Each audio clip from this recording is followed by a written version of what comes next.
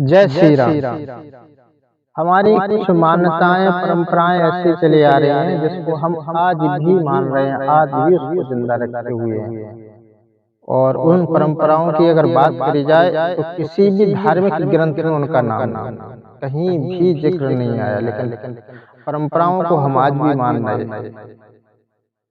अगर वेद शास्त्रों की बात करी जाए तो कहीं भी उनका उल्लेख नहीं है। कुछ कुछ परंपराओं का तो उल्लेख है, कुछ परंपराओं का उल्लेख भी नहीं है, लेकिन फिर भी हम मानते चले आ रहे हैं। बहुत सी ऐसी कहानियां हैं जिनको हम जानते नहीं और मान रहे हैं।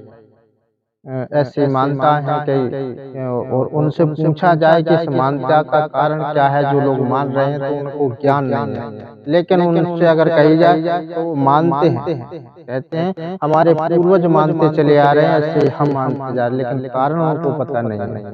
तो बहुत सी परंपराएं ऐसी हैं जिन्हें हम जानते नहीं है लेकिन मानते हैं। और कुछ परंपराओं में से एक परंपरा है, जैसे गर्भवती स्त्री को सर्प नहीं डसता है और न सामने आता है। कहते हैं अगर गर्भवती स्त्री को अगर कोई सर्प डस लेता है तो अंधा हो जाता है।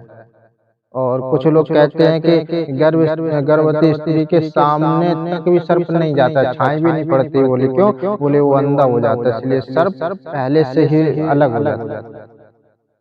तो ऐसी कई परंपराओं हैं, कई परंपराओं को जन्म देते हैं, लेकिन हम जानते नहीं इसका कारण क्या है। और वेद शास्त्रों में कहीं उल्लेख नहीं मिलता है, तो हम एक परंपरा के रूप में, मान्यता के रूप में वो मानते चले आते हैं। चलो हम आपको ये जानकारी देते हैं कि ये सत्य है कि असत्य, गर्भवती स्त्री को सर्प डसता है कि नहीं। चलो एक कहानी के माध्यम से आपको हम ले चलते हैं। राजस्थान में ददरेवा है, वहाँ के राजा थे जेवर सिंह और उनकी पत्नी थी वात्सल देवी। उनके कोई संतान नहीं थी, तो वो गुरु गोरखनाथ की सेवा की उन्होंने। तो गुरु गोरखनाथ ने सेवा से प्रसन्न होकर उन्हें आशीर्वाद दिया, पुत्र प्राप्ति की। एक कथा अगर आपको पूरी सुनाएंगे तो वीडियो बहुत बड़ा हो जाएगा, इसलिए इस कथा को नहीं छोड़ते हैं, आगे बढ़ते हैं। वात्सल देवी को जब आशीर्वाद प्राप्त हुआ तो गोरखनाथ ने कहा, जब तक पुत्र प्राप्त नहीं हो जाता है तब तक आप भगवान शिव की आराधना करिए। तो वात्सल देवी गर्भवती हो जाती हैं और अब भगवान शिव की आराधना करने लगते हैं।